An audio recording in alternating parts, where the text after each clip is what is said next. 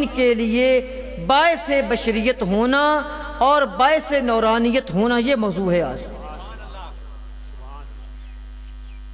سمجھ میں آگے جی؟ میں اپنی کوشش کروں گا کہ حت المقدور بڑے آسان زبان میں آپ کو اس کی بات سمجھا سکوں۔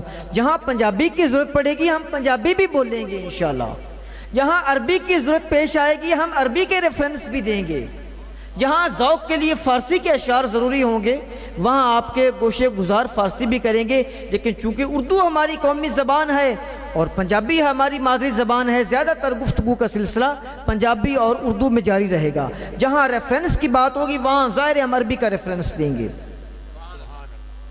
اب گفتگو میری تمہید کی ختم ہو چکی، اب آپ پہلا نقطہ نوٹ کر لیں کہ اہل سنت والجماعت کے مسلمات میں سے یعنی متفقہ عقائد میں سے یہ ثابت شدہ چیز ہے کہ سرکار عالم نورانیت سے بھی تعلق رکھتے ہیں اور عالم بشریت سے بھی تعلق رکھتے ہیں۔ ذرا جملہ اور آسان کر دوں، یعنی سرکار بشر بھی ہیں اور نور بھی ہیں۔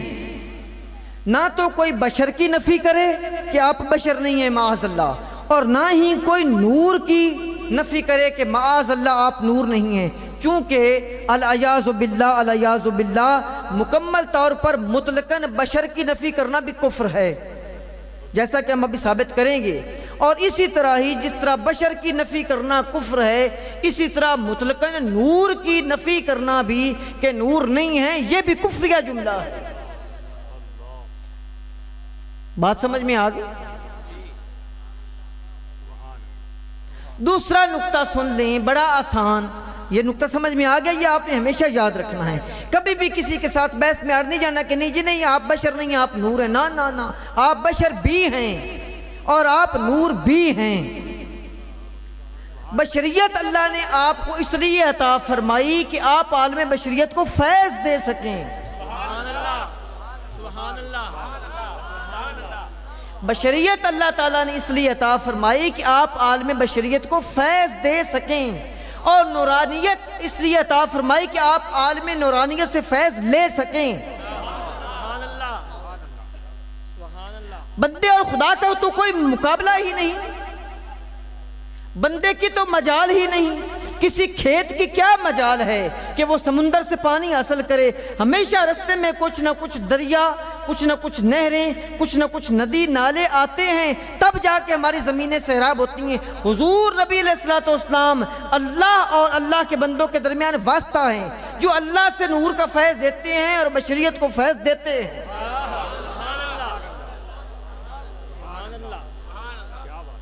بات سمجھ میں آئی ہے؟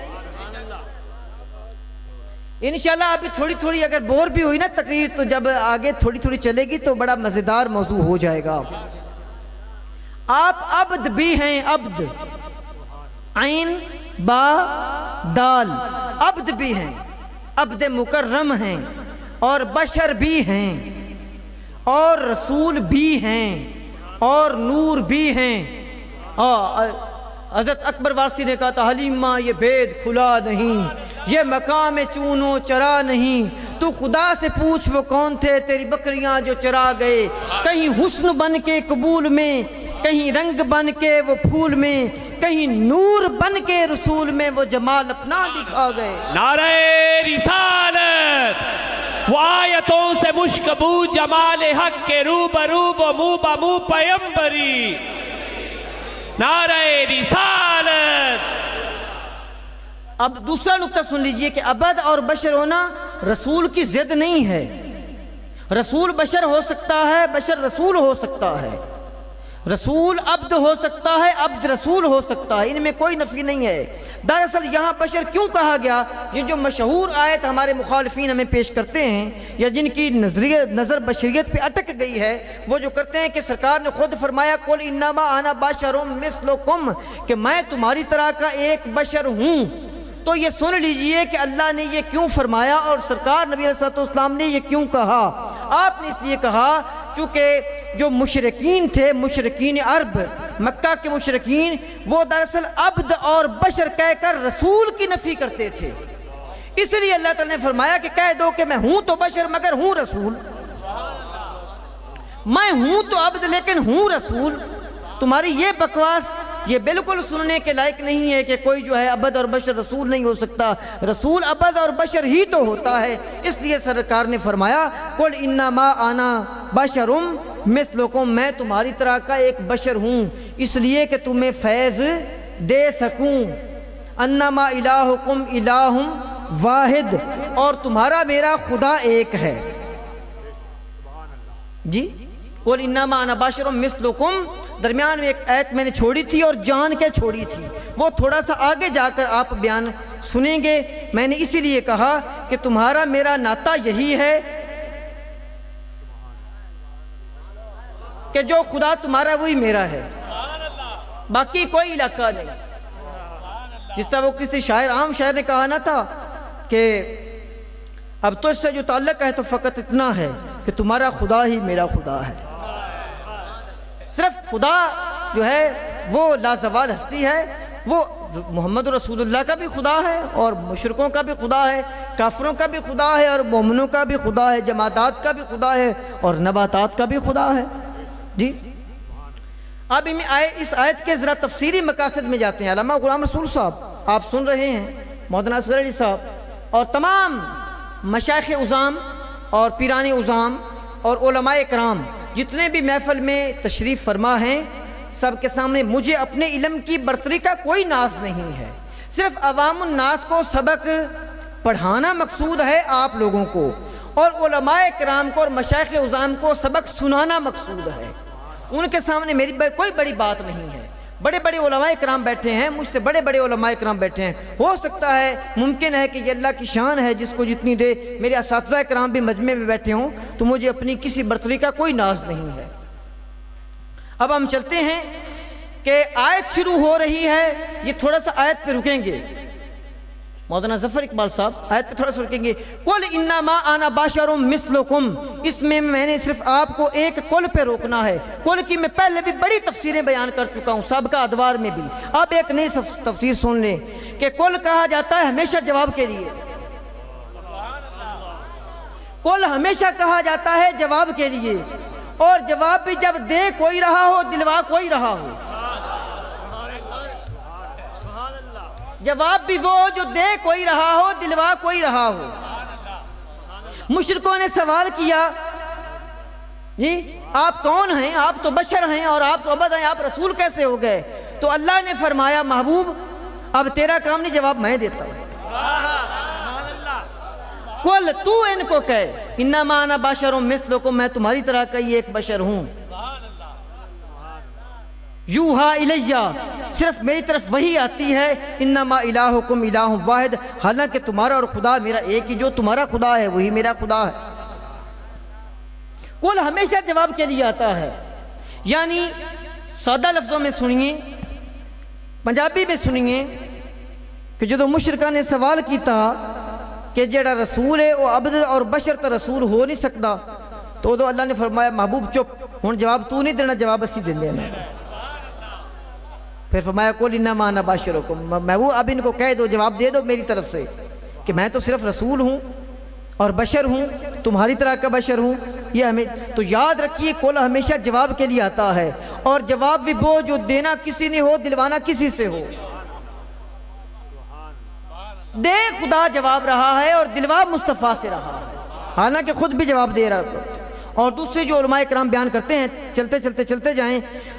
دوسرا ایک سادہ سوال، ایک سادہ جواب کہ حضور نبی علیہ السلام نے اپنے آپ کو بشر کیوں کہا؟ چونکہ کئی انبیاء کے کمالات دیکھ کر ان کی امتوں نے ان کو خدا سمجھنا شروع کر دیا. جی ان کو خدا سمجھنا شروع کر دیا. یعنی مثال کے طور پہ ابراہیم علیہ السلام نے جب سورج کی دعوت دی تھی اس کو کہ تو پلٹا، ایک مشرک کو کہا تھا نا نمرود کو، یاد ہے نا کہ میرا خدا وہ ہے جو جلاتا ہے جو مارتا ہے. تو اس نے ایک آدمی کو مار دیا اور ایک کو جلا دیا اور کہنے لگا دیکھو میں بھی خدا ہوں، ایک کو قتل کر دیا ایک کو زندہ رکھا ہے. تو ابراہیم علیہ السلام نے جو دلیل دی تھی نا، وہ دلیل یہ دی تھی کہ تو اگر خدا ہے تو میرا خدا مشرق سے سورج طلوع کرتا ہے، اگر تو خدا ہے تو مغرب سے دکھا. یہ بڑی دقت نظر والا سوال ہے، اگلی بات سنیں گے تو حیران رہ جائیں گے، پہلے سے دل تھام لیجئے۔ خدائی کی دلیل جس کے سامنے نمرود لاجواب ہو گیا، وہ دلیل یہ تھی کہ میرا خدا وہ ہے جو مشرق سے سورج طلوع کرتا ہے اور مغرب میں غروب کرتا ہے، اور اگر تو خدا ہے تو مجھے مغرب سے سورج پلٹا کے دکھا۔ پیران اعظام کی نظر ایک جملہ ہے، اور سرکار نبی علیہ الصلوۃ والسلام جب خیبر سے آ رہے تھے تو سرکار علی مرتضیٰ کی آغوش میں سو گئے، سورج ڈوب گیا تو سرکار نے فرمایا اس وقت کہ اے اللہ، علی تو تیرے اور تیرے رسول کی اطاعت میں تھا، اس کو دوبارہ پلٹا تاکہ علی نماز پڑھیں۔ نعرہ رسالت، نعرہ رسالت، نعرہ حیدری، نعرہ رسالت۔ سارے جہان نے دیکھا کہ سورج پلٹ آیا، اس کا مطلب ہے کہ خدائی کی دلیل پوری ہو گئی۔ اس لیے سرکار کو فرمایا گیا کہ محبوب پھر بھی کہہ دو کہ میں خدا نہیں ہوں، خدا کا رسول ہوں۔ بات سمجھ میں آ گئی؟ دوسری بات جناب، دوسرا اس لیے کہا رسول نے انما انا بشر مثلکم، اس لیے کہا چونکہ بعض حسن دیکھ کر بھی لوگوں نے ان کی بشریت کا انکار کر دیا اور ان کو خدا سمجھنا شروع کر دیا اور فرشتہ سمجھنا شروع کر دیا۔ یہ محض قرآن میں آپ کے سامنے پڑھ رہا ہوں، کوئی اور دلیل نہیں ہے۔ یاد کیجئے سورہ یوسف علیہ السلام میں وہ واقعہ ہے کہ یوسف علیہ السلام کی حسن و جمال کی جھلک دیکھ کر ان عورتوں نے کیا کہا تھا؟ انہوں نے بشریت کا انکار کر دیا تھا۔ نہیں انگلیاں کاٹنے والا واقعہ نہیں، دوسری طرف آئیں۔ انہوں نے بشریت کا انکار کر دیا تھا۔ جب انہوں نے دیکھا حسن یوسف کو دیکھا تو کہا ما ھذا بشرا، یہ کوئی بشر تو نہیں ہے، ان ھذا الا ملک کریم، یہ تو کوئی معزز فرشتہ اتر آیا ہے۔ اس کا مطلب ہے کہ انبیاء کا حسن دیکھ کر لوگ ان کو فرشتہ بھی کہتے رہے ہیں، اس لیے سرکار سے کہلوایا دیا کہ محبوب ان کو کہہ دو کہ میں فرشتہ نہیں ہوں، نہ خدا ہوں، میں تو بشر ہوں۔ جی حسن یوسف دم عیسیٰ ید بیضا داری، آنچ خوباں ہمدارن تو دنہا داری۔ اور اعلیٰ حضرت فرماتے ہیں حسن یوسف پہ کٹی مصر میں انگشت زنا، اور سر کٹاتے ہیں تیرے نام پہ مردان عرب۔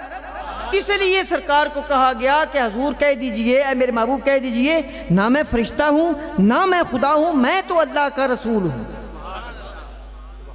دیکھنے والے کہا کرتے ہیں اللہ اللہ، دیکھنے والے کہا کرتے ہیں اللہ اللہ، یاد آتا ہے خدا دیکھ کے صورت تیری۔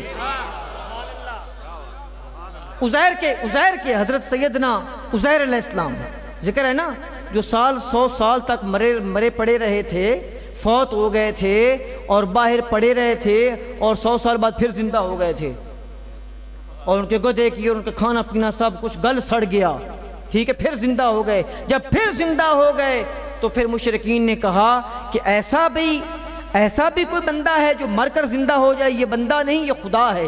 اس لیے سرکار کو کہا کہ محبوب تو مر کر بھی زندہ رہے گا، بلکہ تو نہیں، تیرے غلام بھی مر کر زندہ رہیں گے۔ اس لیے کہیں لوگ تجھے خدا نہ سمجھیں، پہلے سے ہی بتا دے کہ میں خدا نہیں، میں بشر ہوں۔ پتہ نہیں میں سمجھا پایا ہوں کہ نہیں سمجھا پایا ہوں آپ کو بات؟ میں یہ بات بتا رہا ہوں کہ سرکار نے یہ کیوں کہا کہ میں بشر ہوں؟ اس لیے کہا بھائی میں کہ بشر ہوں، کہ کہیں لوگ خدا نہ سمجھ لیں۔ یہاں تو سرکار کے غلاموں کو موت نہیں آتی۔ جی پھر عیسیٰ علیہ السلام بن باپ کے پیدا ہوئے، اور جب بنی اسرائیل ان کے معجزات دیکھے، مردوں کو زندہ کر دیتے تھے، جی کیا کر دیتے تھے؟ مردوں کو زندہ کر دے۔ ابرئ الاکمہ والابرص واحیی الموتى باذن اللہ، کون ہے جو اس کا انکار کرے اس آیت کا؟ میں زندہ کرتا ہوں مردے، واکمہ والابرص، اور میں کوڑیوں کو شفا دیتا ہوں، اور مادر زاد اندھوں کو آنکھیں عطا کر دیتا ہوں۔ واحیی الموتى باذن اللہ، اور میں اللہ کے حکم سے ایک میں واقعہ سنانا تو نہیں چاہتا تھا، لیکن میں چاہتا ہوں کہ تفسیر کے لیے آ گیا تو سنا دوں۔ تو عیسیٰ علیہ السلام جا کے کہتے تھے اٹھ جا اللہ کے حکم سے، تو مردہ زندہ ہو جاتا تھا۔ لیکن یہاں معاملہ اور بننے والا تھا۔ ایک عیسائی بغداد کے بازاروں میں کہہ رہا تھا جی تمہارا قرآن کہتا ہے مسلمانوں کہ عیسیٰ نے مردے زندے کیے، دکھاؤ تمہارے نبی نے کوئی مردہ زندہ کیا؟ اعتراض بڑے بڑے اولیاء اللہ اور بڑے بڑے علماء اس کے سامنے انگشت بدنداں ہو گئے، حیران ہو گئے. ادھر سے کیا دیکھتے ہیں کہ شیخ عبد القادر جیلانی غوث اعظم تشریف لا رہے ہیں. انہوں نے پوچھا بھائی مجمع کیسا ہے؟ کہا آقا میرے آقا ایک عیسائی ہے اور کہتا ہے کہ تمہارا قرآن کہتا ہے عیسیٰ نے مردے زندہ کیے، بتاؤ تمہارے نبی نے کہیں قرآن میں لکھا ہے کہ زندہ کیے؟ انہوں نے کہا یہ تو قرآن میں لکھا ہے نا کہ عیسیٰ نے مردے زندہ کیے، میرے نبی نے تو مردے نہیں زندہ کیے، لیکن میں نبی کا غلام ہو کر اگر ابھی مردہ زندہ کر دوں تو پھر